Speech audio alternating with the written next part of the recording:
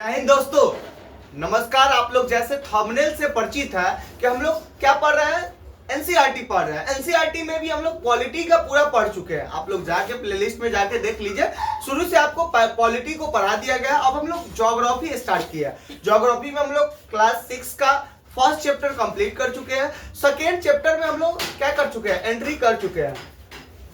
Second chapter में entry करने के साथ साथ हम लोग ये भी कर चुके हैं कि कुछ चीज अक्षांश एवं देशांतर रेखाएं में कुछ पढ़ चुके हैं। अब हम लोग उसको आगे पढ़ेंगे और आपको बताएंगे पॉलिटी ज्योग्राफी के बारे में एकदम विस्तृत से पूरा क्लास। हंसते रहिए, मुस्कुराते रहिए, अपने जीवन को शानदार बनाते रहिए और लाइफ में धीरे धीरे ही सफलता मिलता है आपको। अपने एक छोटे से वाणी से हम अपने बातों को प्रारंभ करना स्टार्ट करेंगे।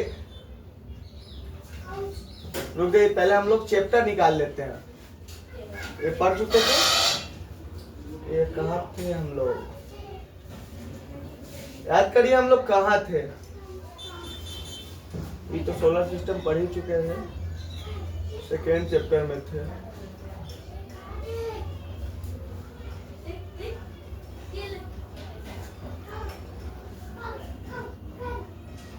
यहीं पे थे हम लोग, यहीं पे थे। आइए इसको अब अच्छा से, आसानी से और अच्छे से पढ़ते हैं।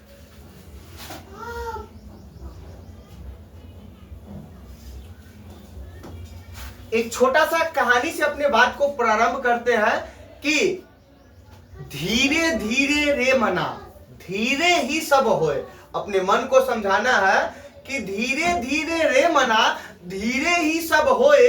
और माली सींचे 100 घड़ा, ऋतु आवे फल होए। हम लोग एक दिन पढ़ते हैं, सोचते हैं सिलेक्शन क्यों नहीं हो रहा। पूरा टेंशन आप ही को आ जाता है। 10 लाख युवा भरेगा फॉर्म, 30,000 सीट है, 1,000 सीट है, 1,000 इन्ने है, इतना क्वेश्चन लीक हो जा रहा, सारा टेंशन आ जाता है उसी समय।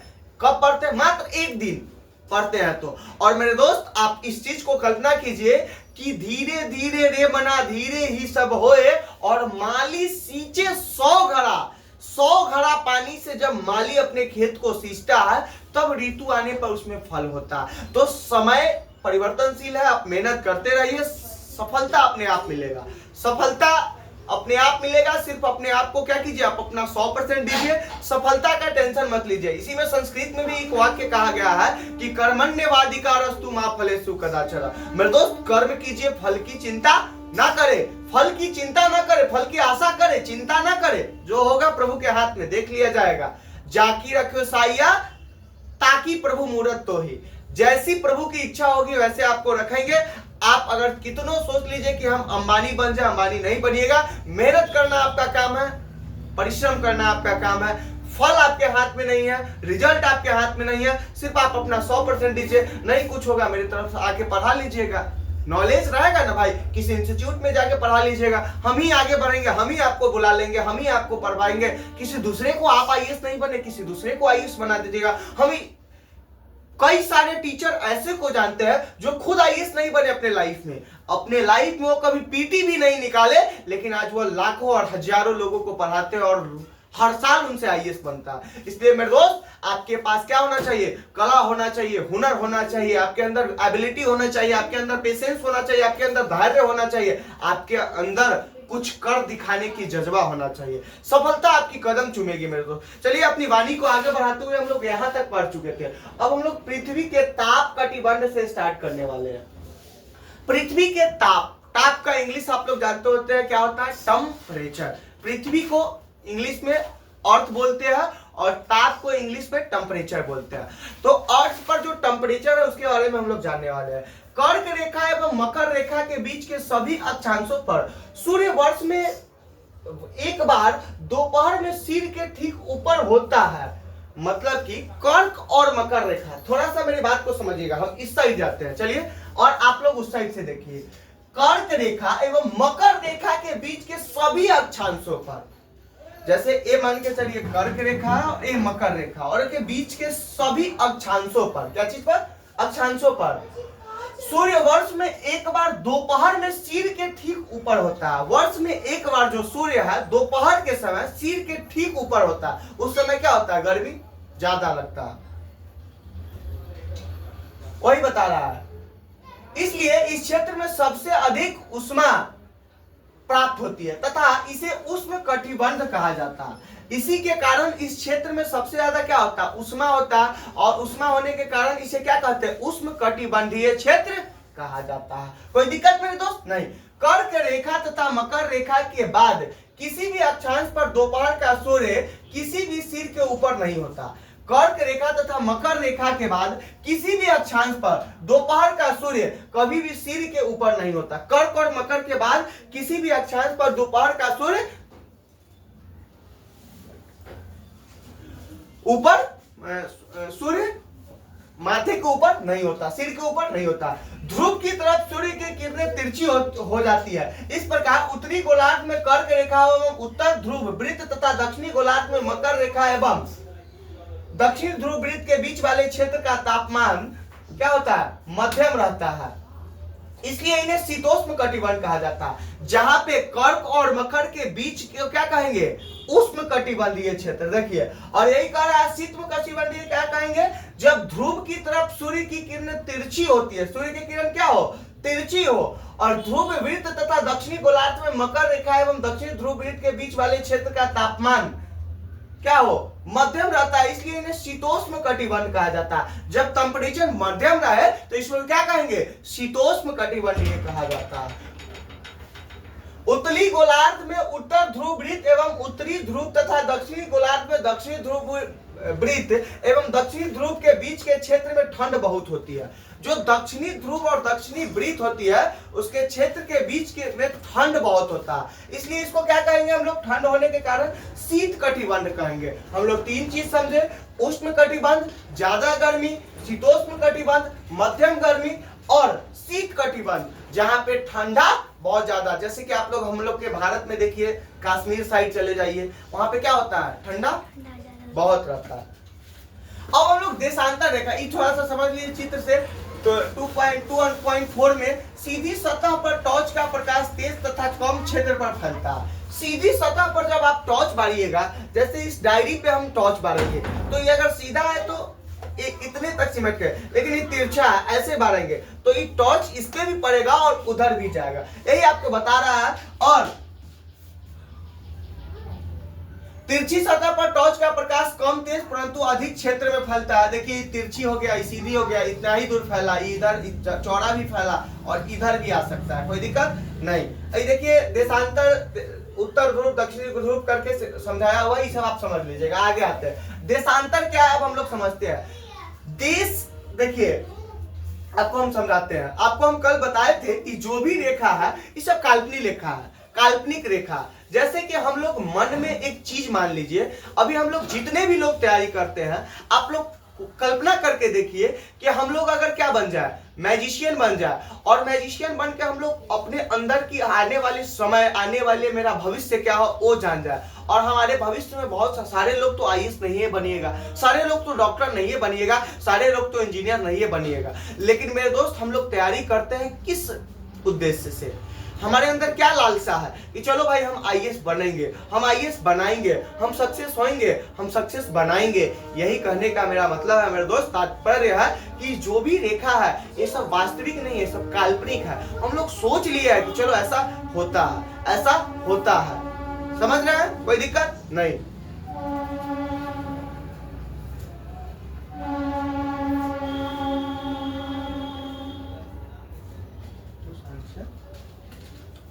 हाँ, कोई दिक्कत।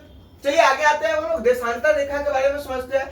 किसी स्थान पर किसी स्थिति को बताने के लिए उस स्थान के अक्षांश के अतिरिक्त कुछ और जानकारी हम ये भी अभी आपको मैथ के माध्यम से बता देंगे।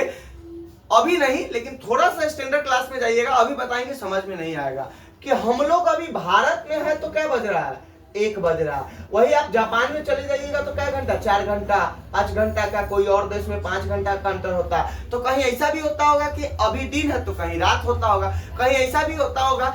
तो कहने का मतलब है ये सब क्या है, हम लोग एक रेखा से डिसाइड करते हैं कि चलो इस रेखा, जैसे जमीन का, गांव में मेर जानते हैं, मेर, ये मेर हो गया, और इधर आपका खेत, इधर मेरा खेत। अब ये मेर क्या चीज का काम करता है, ये बताने का काम करता है कि इस पर से इधर आपका और इस पर से इधर सर का। कोई दिक्कत, कोई दिक्कत, आगे बढ़े। चलिए आगे बढ़ते हैं। किसी स्थान की स्थिति को बताने के लिए उस स्थान के अक्षांश के अतिरिक्त कुछ और जानकारियों की आवश्यकता भी होती है।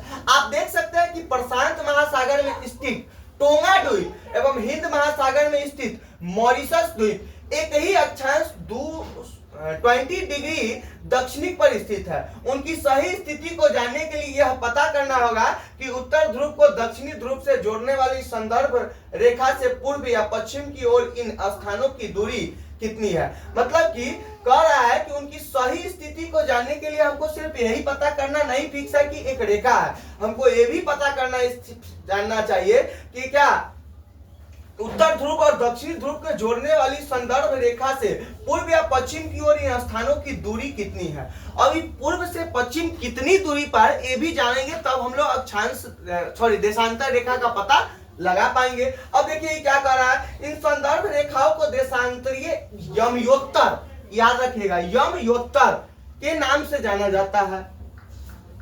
क्या कहते हैं, यमोत्तर के नाम से जाना जाता है या यमोत्तर कहते हैं।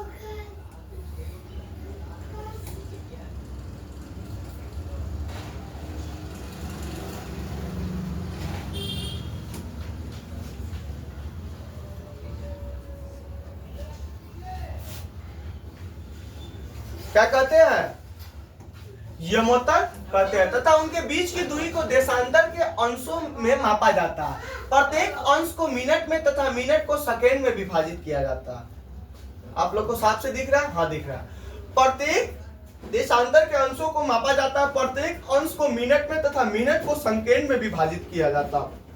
जैसे 1 minute equal to 60 second, but 1 घंटा इक्वल टू कितना मिनट, तो 60 मिनट। वही कह रहा है कि प्रत्येक मिनट को सेकेंड में विभाजित किया जाता है, यानी कि बांटा जाता है, एवं अधिवृत्त तथा उनके बीच की दूरी ध्रुवों की तरफ बढ़ने पर घटती जाती है एवं ध्रुवों पर शून्य हो जाती है, जहां सभी देशांतरीय यमोत्तर आपस में मिलती है। और जब सभी देशांतर आपस में मिल जाती है, देखिए फिर से समझाते हैं आपको, प्रत्येक अंश को मिनट में तथा मिनट को सेकेंड में विभाजित किया जाता है। मिनट 60 को सेकेंड में, इसको क्या करेंगे, विभाजित कर देंगे। अब 1 minute equal to 60 second, 10 minute equal to 600 second, तो 3600 second equal to 3600 second equal to 1 hours. कोई दिक्कत? तो यही कह रहा है कि विभाजित करते हैं और ये अधिवृत्त है तथा उनके बीच की दूरी ध्रुवों की तरफ बढ़ने पर घटती जाती है एवं ध्रुवों पर शून्य हो जाती है। जैसे जैसे ध्रुव की तरफ इसका क्या करता है, दूरी बढ़ती है, तो ये घटती जाती है एवं ध्रुवों पर ये शून्य हो जाती है। ध्रुव पे जाने के बाद ये क्या हो जाती है, पोल पे जाने के बाद ये शून्य हो जाती है। और जहां सभी देशांतरीय यमोत्तर आपस में मिलते हैं, जहां शून्य हो जाते हैं, वहीं पे सभी देशांतर, जितने भी देश का देशांतर रेखा है वहां मिलती है, जिसे यमोत्तर के नाम से जाना जाता है। थोड़ा सा पानी पी ले। एक्चुअली आप लोग थोड़ा सा जब टाइम मिले तो बीच में देख लीजिए कि क्या पढ़ा, इसको थोड़ा सा नोट्स बनाते चलिए। हम जानबूझ के एनसीईआरटी के बुक से पढ़ा रहे हैं कि आप लोग के अंदर शंका न हो। बहुत सारे टीचर आपको नोट्स लेके आते हैं, बहुत सारा पेज अपने से बनाकर, हम A to Z आपको पढ़ाएंगे। जो जैसे बुक में बताया गया है जस्ट लाइक आपको समझा देना है, और हम पढ़ाएंगे नहीं, आपको क्या करेंगे, सिखाएंगे, समझाएंगे। समझ रहे? थोड़ा पानी पी ले।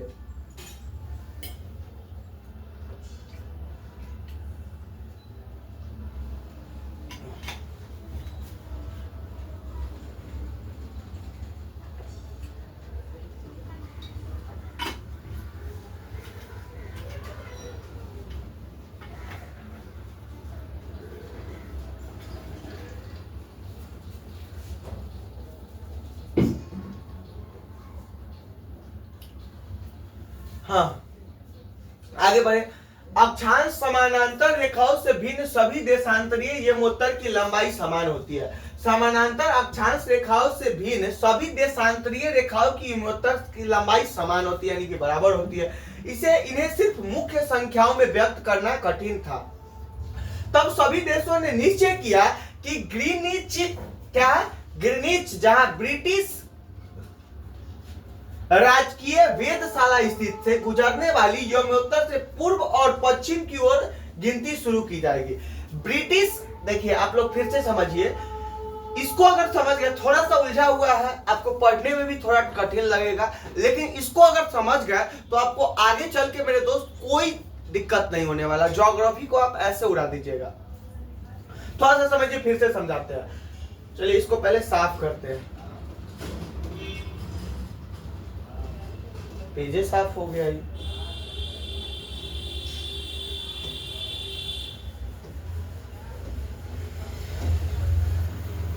चलो भाई, पेज तो आ गया।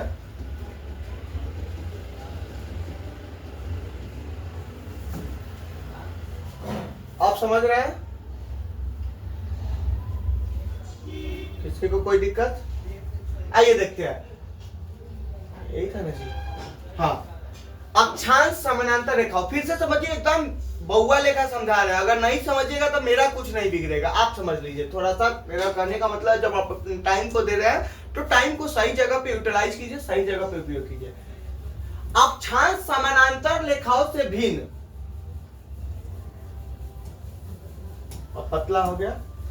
अक्षांश समानांतर रेखाओं से भिन्न सभी देशांतरीय यमोत्तर की लंबाई समान होती है। जितना भी देशांतर रेखाएं है, सबकी लंबाई समान होती है। जय फीट के हम, जय फीट के दूसरों के लंबाई, देश के जो देशांतर रेखा है उसका भी लंबाई सेम होगा। इसलिए इन्हें सिर्फ संख्याओं में व्यक्त करना कठिन था। अब हम 6 फीट के, हमारे स्टूडेंट भी 6 फीट का, हमारे होने वाली वाइफ भी 6 फीट का, हमारे घर के पिताजी भी 6 फीट का। तो आप एक ऐसे कहिएगा कि नहीं, सर लंबे है, सर लंबे है तो सर के पापा भी लंबे हैं, सर के स्टूडेंट भी लंबे हैं, सर की वाइफ भी लंबे है। अच्छा, वाइफ है नहीं, ऐसे ही आप लोग को बता दिए कि कहीं आने वाला लंबी ही हो। देखिए, शादी ब्याह तो करना है ना। चलिए विशेष टॉपिक से बाहर मत जाइए, आइए फिर से पढ़ते हैं। तो कहने का मतलब कि कोई, जैसे इसको इस पे लेते हैं, मेरे पे छोड़ दीजिए। ए भी लंबा, ए भी लंबा, और कुछ ले लेते हैं, और आप जिस पेन से अभी लिख रहे हैं वो भी लंबा। तो इसको कैसे कहिएगा कि पेन है? इसको एक संकेत दे सकते हैं। आपका ब्लैक पेन है तो मेरा, तुम्हारा रेड पेन है, या आपका डिजिटल बोर्ड का पेन है तो मेरा कॉपी, आपका कॉपी पर लिखने वाला पेन है। तो ये आपको कह रहा है कि इसको संख्या में व्यक्त करना क्या हो गया था, कठिन हो गया था। तो फिर क्या हुआ, तब सभी देशों ने निश्चय किया। अब जैसे कि भाई लंबा लंबा लंबा, मेरा स्टूडेंट भी लंबा, हम भी लंबा, तो इसको कैसे व्यक्त करें कि स्टूडेंट है और भाई साहब टीचर है। तो देखिए क्या होता, तब सभी देशों ने निश्चय किया कि ग्रीनिच, जहां ब्रिटिश, याद रखिएगा, ब्रिटिश राजकीय वेधशाला स्थित है। ब्रिटिश का जहां राजकीय वेधशाला है, जहां पे वेधशाला है, जहां पे वेद का ज्ञान दिया जाता है, वेधशाला है, स्थित है, से गुजरने वाली यमोत्तर सभी पूर्व और पश्चिम की ओर गिनती शुरू की जाएगी। और ब्रिटिश का जो वेधशाला है, उससे गुजरने वाली जितनी भी रेखाएं है, सबको पूरब से पश्चिम की ओर क्या किया जाएगा, गिनती किया जाएगा, माना जाएगा। इस यमोत्तर को प्रमुख यमोत्तर कहते हैं। अब ब्रिटिश वेधशाला से गुजरने वाली यमोत्तर को क्या कहते हैं, प्रमुख यमोत्तर कहा जाता है। इसका मान 0 डिग्री देशांतर है। और ब्रिटिश का जो वेधशाला है, वहां का मान कितना डिग्री देशांतर हुआ, आपको पूछ दे ब्रिटिश वेधशाला का कितना डिग्री देशांतर है, तो आप लोग आराम से कह दीजिएगा 0 डिग्री देशांतर है। तथा यहां से हम 180 डिग्री पूर्व या 180 डिग्री पश्चिम तक गणना करते हैं। प्रमुख यमोत्तर तथा 180 डिग्री यमोत्तर मिलकर पृथ्वी को 2 समान भागों, पूर्वी गोलार्ध एवं पश्चिमी गोलार्ध में विभक्त करती है। अब प्रमुख 2 क्या करते हैं, यमोत्तर मिलकर पूर्वी गोलार्ध 180 डिग्री और 180 डिग्री पश्चिमी गोलार्ध में क्या करते हैं, इसको विभाजित करते हैं, विभक्त करते हैं। इसलिए किसी स्थान के देशांतर के आगे पूर्व के लिए अक्षर पू पर पू लिखकर, ऐसे, जैसे मेरा नाम प्रशांत है तो हम सिग्नेचर कैसे करते हैं, PR हो गया, प्रशांत हो गया। हम जब कहीं पर ऑटोग्राफी देते हैं तो ऐसे दे देते हैं PR। तो वैसे ही पूर्व को पू लिखकर पूरब और ऊ को ऊ लिखकर उत्तर, ऐसे इसको क्या करते हैं, इसको एक साइन दे देते हैं, एक चिन्ह दे देते हैं कि चलो भाई फलाने व्यक्ति को शॉर्ट में ऐसे बुलाएंगे। जैसे हम एक उठा के घरे गए तो बोला कि आपका नाम क्या है, तो बोल रहा है ओपी पांडे। बोले ओपी पांडे, ये क्या नाम हो? तो बाद में पता चला कि ओपी का फुल फॉर्म ओम प्रकाश होता है। कोई दिक्कत? आइए, पूर्व तथा पश्चिम के लिए अक्षर पर पश्चिम का अनुस्वार प पर बिंदु देके दे दिया जाता है। यहाँ जानना रोचक होगा कि 180 डिग्री पूर्व और 180 डिग्री पश्चिम एवं एक ही रेखा पर स्थित है। अब ग्लोब पर अक्षांश समानांतर रेखाओं एवं देशांतरीय एवं के द्वारा बनी ग्रिड को देखो। अगर आपको किसी स्थान के अक्षांश एवं देशांतर की सही जानकारी हो तो ग्लोब पर आप उस स्थान का पता आसानी से लगा सकते हो। उदाहरण के लिए असम में धुबरी 26 डिग्री उत्तरी अक्षांश एवं 90 डिग्री पूरब देशांतर पर स्थित है। अब उस बिंदु को देखिए जहां ये दोनों रेखाएं एक दूसरे को काटती है। अब जैसे ही क्या बोला, 26.5 डिग्री उत्तरी अक्षांश, तो 30, तो यहाँ 30 है, तो यहाँ क्या मान के चलो 26 डिग्री, और 26 डिग्री उत्तरी अक्षांश है।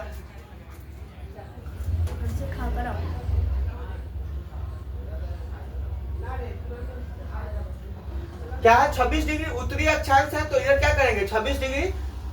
यहाँ पे आप लोग ग्लोब पे देखिएगा, जब आपको ग्लोब कल दिखाए थे, जब ग्लोब पे देखिएगा तो आपको दिख जाएगा। आगे आपको देखे तो इसको समझने के लिए कागज पर समान दूरी वाली क्षैतिज तथा ऊर्ध्वाधर रेखाएं खींचिए। चित्र 2.7 ऊर्ध्वाधर रेखाओं को संख्या यही है 2.7, आगे है 7। ऊर्ध्वाधर रेखाओं की संख्या 1 2 3 4 से तथा क्षैतिज रेखाओं की क ख ग घ अंग अक्षरों से व्यक्त करें। जिन बिंदुओं पर ये ऊर्ध्वाधर एवं क्षैतिज रेखाएं एक दूसरे को काटती है वहां कुछ छोटे वृत्त खींचिए। इन छोटे वृत्तों को अ ब स द तथा ध नामों से व्यक्त कीजिए। मान लीजिए कि ऊर्ध्वाधर रेखाएं पूर्व से देशांतरों एवं क्षैतिज रेखाएं उत्तरी अक्षांशों को व्यक्त करती है। अब यह क्लास 6 के बच्चा से एक्सेप्ट क्या किया जा रहा है, ऐसा माना जा रहा है कि वो बना के दे, तो आपको इसे बताना उचित नहीं है। यही पेज है, देख लीजिए। इसको बांटना है 1 2 3 4 5 6 में, यहाँ बांटा भी गया है, देख लीजिए। और यहाँ क ख ग घ अंगा में बांटा गया। आप आराम से इसको क्या कर सकते हैं, बता सकते हैं। इसको और अच्छे से हम इसको क्या कर देते हैं,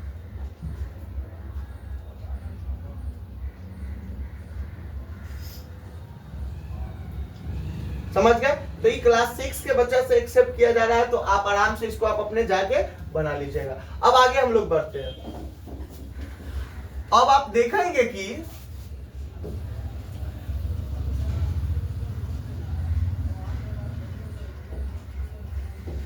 चलिए, अब आप देखेंगे कि वृत्त अ ख उत्तरी अक्षांश तथा 1 डिग्री पूर्वी देशांतर पर स्थित है। अन्य वृत्तों की स्थिति ज्ञात करें।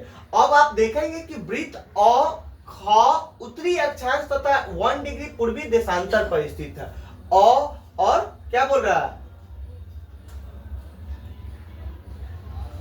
ख। और यहाँ पे हम लोग देखें ख पर अ स्थित है, कहाँ पर उत्तरी अक्षांश 1 डिग्री पर स्थित है। 1 डिग्री यहाँ है, तो यहाँ पे स्थित है, आप आराम से पता लगा सकते हैं। पूर्वी देशांतर पर स्थित है। अन्य वृत्तों की स्थिति ज्ञात करें। अब आपको बोल दिया अ का आप लोग पता कर लिए कि ख का 1 डिग्री पर स्थित है, तो आपको और क्या दिया गया था, यहाँ पे आइए देखते हैं। एक देखे, 1 देखे, अब 2 देखिए। 2 पर क्या है भाई, 2 यहाँ पे है, 2 पे नहीं, 3 पे देखिए, यहाँ 100 है, ग पर स्थित है, तो 3 100 के ग पे स्थित है। ऐसे ही आप लोग पता धीरे धीरे लगा लीजिएगा, इसमें कोई दिक्कत नहीं है। अब हम लोग देशांतर और समय को देखेंगे। समय को मापने का सबसे अच्छा साधन पृथ्वी है।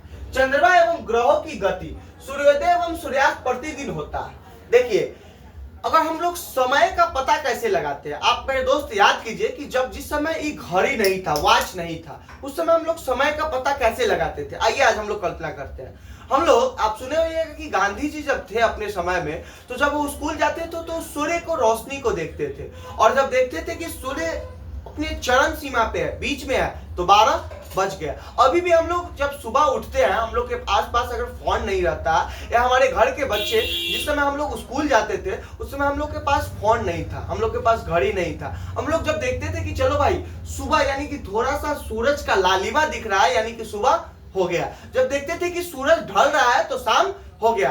तो पृथ्वी पे इस चीज का बहुत अच्छी तरह से हम लोग पता लगा लेते हैं कि समय कब कितना बज रहा। जैसे कि अगर मान के चलिए गर्मी के दिन में अगर गर्मी बहुत लग रहा तो कहीं ना कहीं वो 12 से 3 बजे का बीच होगा। 12 से 3 बजे के बीच में बहुत ज्यादा क्या लगता है, गर्मी लगता है। 3 बजे के बाद धीरे धीरे सूर्य ढलना चालू हो जाता है। कोई दिक्कत? आगे बढ़ते हैं।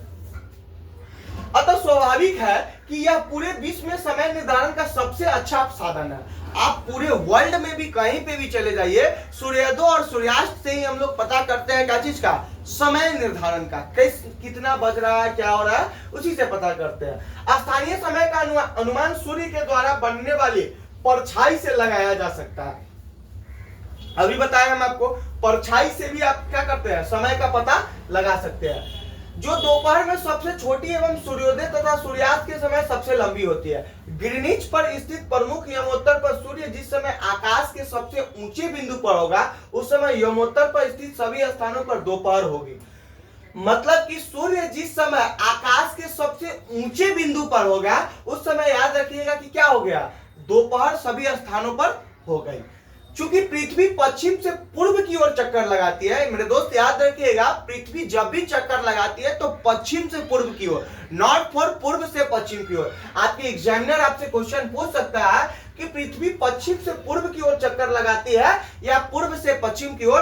आपका प्रीलिम्स का बहुत अच्छा फैक्ट बन सकता है कि पृथ्वी पूर्व से पश्चिम या पश्चिम से पूर्व। तो आप लोग आराम से आंसर देके चले आइएगा, पश्चिम से पूर्व, और एक आंसर रहेगा पूर्व से पश्चिम।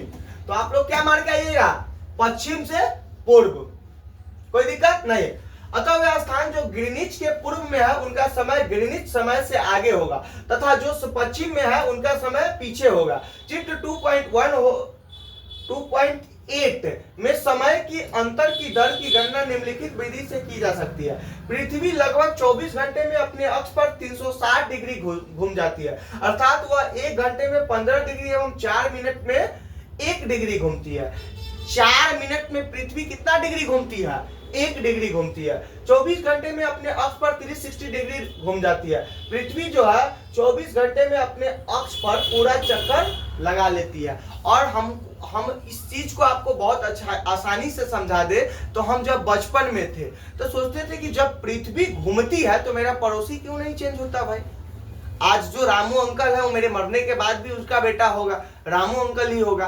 कहने का मेरा मतलब है कि पृथ्वी मेरे दोस्त घूमती है, ये बात फिक्स है, लेकिन पृथ्वी घूमती है तो ऐसा नहीं कि मेरा पड़ोसी घूम रहा है पूरा। जैसे कि मान के चलिए ये क्या है, डायरी है और ये इस पे स्थित है, आप आराम से समझिए, अभी घूम रहा, तो क्या यहाँ पे जो स्थित डायरी का यू है वो इसके साथ साथ ये भी तो घूम रहा है ना। तो कहने का मतलब ये पूरा घूम रहा है, क्या घूम रहा है, ये पूरा घूम रहा है, ना कि खाली हम ही घूम रहे हैं। तो हम लोग, हाँ ये जरूर है कि जब हम लोग घूमते और घूमते घूमते बीच में थोड़ा सा ब्रेक आता है तो तभी क्या आ जाता है, भूकंप आ जाता है। आपको आज समझ गया कि भूकंप क्यों आता है। जैसा एकाएक हम लोग नाच रहे हैं और नाचते नाचते रुक गए तो क्या होगा, पृथ्वी हिल जाता और भूकंप आ जाता है। भूकंप के बारे में और विस्तृत से हम लोग पी तरंग, एस तरंग, ये सब बाद में समझाएंगे कि कैसे भूकंप को क्या चीज से नापा जाता है। आप लोग कमेंट करके अभी बता दीजिए भूकंप को क्या चीज से नापा जाता है। क्या भूकंप को कैसे पता, क्या मनुष्य भूकंप का पता लगाता है या एनिमल उससे जल्दी। आपको पता है भूकंप जब होने वाला रहता है तो गाय भैंस जो है उस सबको पहले ही अनुभव हो जाता है कि चलो भाई भूकंप होने वाला है। अब आगे बढ़ते हैं। इस प्रकार जब ग्रीनिच में दोपहर के 12 बजते हैं तब ग्रीनिच से 115 डिग्री पूर्व में समय होता है 15 गुने 60 मिनट, अर्थात ग्रीनिच के समय 1 घंटा। अब हम लोग ग्रीनिच मान के चलिए एक ग्रीनिच है,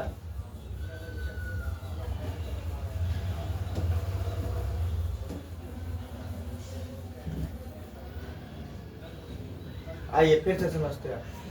360 डिग्री घूम जाती है, यहां तक हम लोग समझ रहे हैं। पृथ्वी लगभग 24 घंटे में अपने अक्ष पर 360 डिग्री घूम जाती है, अर्थात वह 1 घंटे में कितना डिग्री, 15 डिग्री एवं 4 मिनट में 1 डिग्री घूमती है। इस प्रकार जब ग्रीनिच में दोपहर के 12 बजते हैं, ग्रीनिच एक क्या है, जगह है, जगह मतलब कि हम लोग मान लिए कि चलो ये ग्रीनिच है, क्या है, ग्रीनिच है। तो ग्रीनिच में जब क्या बजता है, 12 बजता है, तो ग्रीनिच से पूर्व में क्या बज रहा होगा, 1 बज रहा होगा। क्या बज रहा होगा, 1 बज रहा होगा। यानी कि 15 गुने 4 60 मिनट, अर्थात ग्रीनिच के समय 1 घंटा आगे, अर्थात वहां दोपहर के 1 बजा होगा। लेकिन ग्रीनिच से 15 डिग्री पश्चिम का समय ग्रीनिच समय से 1 घंटा पीछे होगा। आइए इसको सादा कॉपी पे समझाते हैं। मान के चलिए कि क्या है, ग्रीनिच है, ये क्या है भाई? ग्रीनिच है। कोई दिक्कत? अब ग्रीनिच से ई क्या हो गया? पूर्व हो गया। ये लिख लीजिए पूर्व, और ई क्या हो गया? पश्चिम हो गया। आराम से यहाँ आइए, आप अपने एनसीईआरटी को देखते चलिएगा, ऐसा नहीं कि हम एनसीईआरटी से बाहर पढ़ा रहे हैं।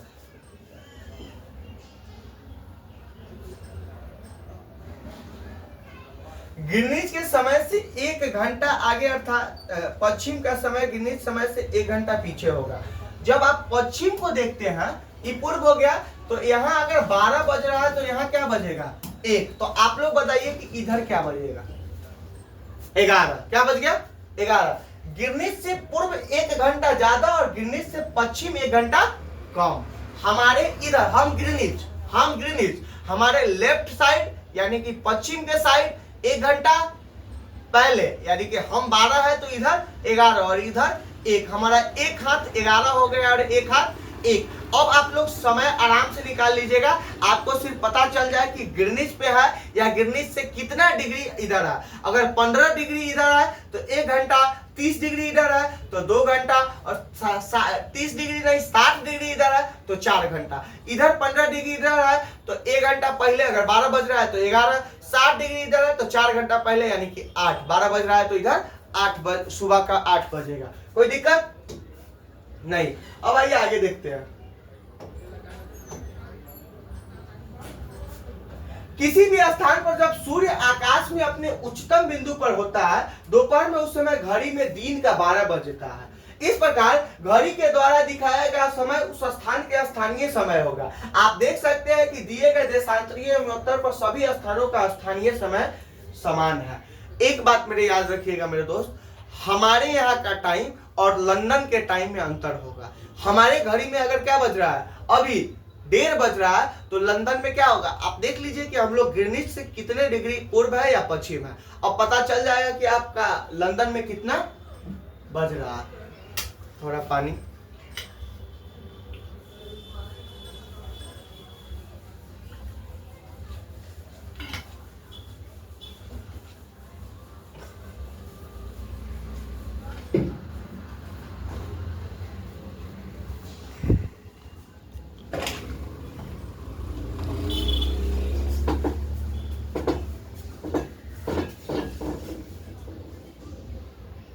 अच्छा, अब ये बताइए हमको कि हम मानक समय क्यों मानते हैं?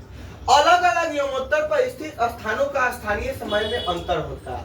अलग अलग यमोत्तर पर स्थित स्थानीय समय में क्या होता है? अंतर होता है।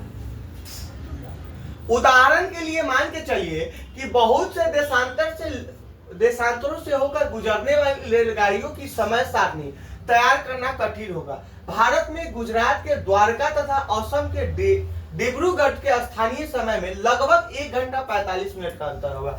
आपको पता है गुजरात साइड आप अगर चले जाइए तो वहां से, और असम के डिब्रूगढ़ एक जगह है, दोनों के समय में 1 घंटा 45 मिनट का अंतर होगा।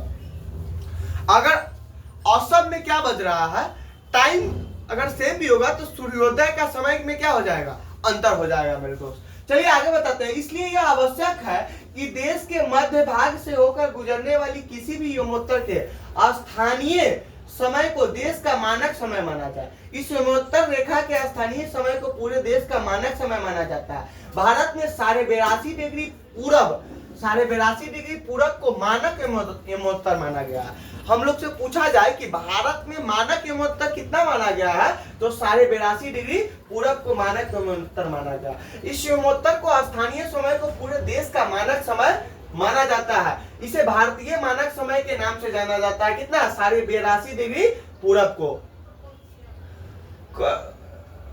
कबीर भोपाल के निकट एक छोटे से नगर में रहता है। वह अपने मित्र आलोक से कहता है कि वे लोग आज रात्रि में नहीं सो पाएंगे। भारत एवं इंग्लैंड के बीच के एक क्रिकेट मैच लंदन में 2 बजे अपराह्न में शुरू होगा, यानी कि 2 बजे दोपहर में शुरू होगा।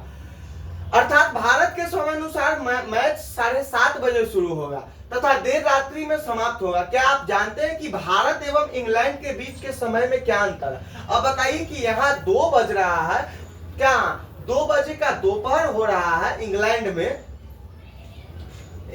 में 2 दोपहर बज रहा है तो भारत में 7:30 सुबह हो रहा है, यानी कि नहीं तो कितना घंटा का अंतर हो गया, 2 और 7:30, 5 घंटा का अंतर है। यानी कि 75 डिग्री क्या है, 75 डिग्री पहले है, यानी कि पूरब और पश्चिम समझाए थे, इस साइड है तो क्या है पश्चिम, यानी कि 75 डिग्री पश्चिम यमोत्तर ग्रीनची से पश्चिम है। कोई दिक्कत? कहाँ? कौन? इंग्लैंड। भारत ग्रीनची के 82.5 डिग्री पूर्व में स्थित है तथा यहाँ का समय ग्रीनची समय का 5 घंटा 30 मिनट आगे है। इसलिए जब लंदन में दोपहर का 2 बजे होंगे तब भारत में शाम के 7:30 बजे होंगे। अभी हम बताया है कुछ देशों के देशांतरीय विस्तार अधिक होता है जिसके कारण वहां एक से अधिक मानक समय अपनाए गए हैं। उदाहरण के लिए रूस में 11 मानक समयों को अपनाया गया है। रूस में 11 को मानक समय है, एक मानक नहीं, मानक का मतलब होता है मानने का, समय मानने का, 11 को मानक है। पृथ्वी को एक एक घंटे वाले 24 समय क्षेत्रों में बांटा गया है। इस प्रकार प्रत्येक समय क्षेत्र 15 डिग्री देशांतर तक के क्षेत्र को घेरता है। प्रत्येक 1 घंटा 15 डिग्री देशांतर को घेरता है और 15 से 24 में मल्टीप्लाई कीजिएगा तो 360 आ जाएगा। यानी कि 1 डिग्री घूम रहा है 4 मिनट में और 15 डिग्री घूम रहा है 60 मिनट में, यानी कि 1 घंटा में 15 डिग्री घूम रहा है क्या पृथ्वी, और 360 कितना देर में, 24 आवर्स में घूम जाता है। किसी को कोई दिक्कत नहीं। अभी निम्नलिखित प्रश्नों को उत्तर संक्षेप में लिखे। पृथ्वी का सही आकार क्या है, आपको हम पहले ही बता चुके हैं। क्या कि थोड़ा सा चपटी है, आप आराम से ग्लोब क्या है बता सकते हैं। ग्लोब क्या है, एक ऐसा क्या है, ग्लोब एक ऐसा यंत्र है या ऐसा पैमाना है जिससे हम अपने पृथ्वी को आसानी से देख सकते हैं, समझ सकते हैं, जिसे हम लोग ग्लोब कहते हैं। कर्क रेखा का अक्षांशीय मान क्या है, आप आराम से बता सकते हैं। पृथ्वी के 3 ताप कटिबंधीय कौन कौन से है, उसमें का सबसे अधिक मात्रा, ये सब आराम से आप लोग क्वेश्चन खुद से कीजिए। यहाँ पे सही गलत में आंसर देना है, आप लोग बना के लाइएगा। आशा है जितने अच्छा से समझ में, अगर फिर से अगर दिक्कत हो रहा है इसी वीडियो को दोबारा 2 पॉइंट में देखिए, 1.5 में देखिए, दोस्तों के साथ शेयर कीजिए, आराम से इसको आगे बढ़ाइए। सही उत्तर चिन्हित कीजिए। प्रमुख यमोत्तर का मान क्या है, प्रमुख यमोत्तर 0 डिग्री बताए थे। शीत कटिबंध में किसके नजदीक पाया जाता है, ध्रुव, विषुवत, कर्क रेखा। देशांतरों की कुल संख्या है 360 डिग्री। दक्षिण ध्रुव स्थित है, इस आराम से आप लोग मकर रेखा 10 पर स्थित है। आप लोग बना के आइएगा। आशा करते हैं कि आपको वीडियो बहुत अच्छा लगा होगा। आपसे यही उम्मीद है कि इस वीडियो को बहुत ज्यादा से ज्यादा शेयर कीजिए, अपने दोस्तों के साथ पहुंचाइए, आसानी से आपके पास ये वीडियो पहुंच जाए। इसका मतलब है कि आप दूसरे के साथ भी शेयर कीजिए। मिलते हैं नेक्स्ट वीडियो में, तब तक के लिए बहुत बहुत शुभकामना, मंगल कामना, धन्यवाद।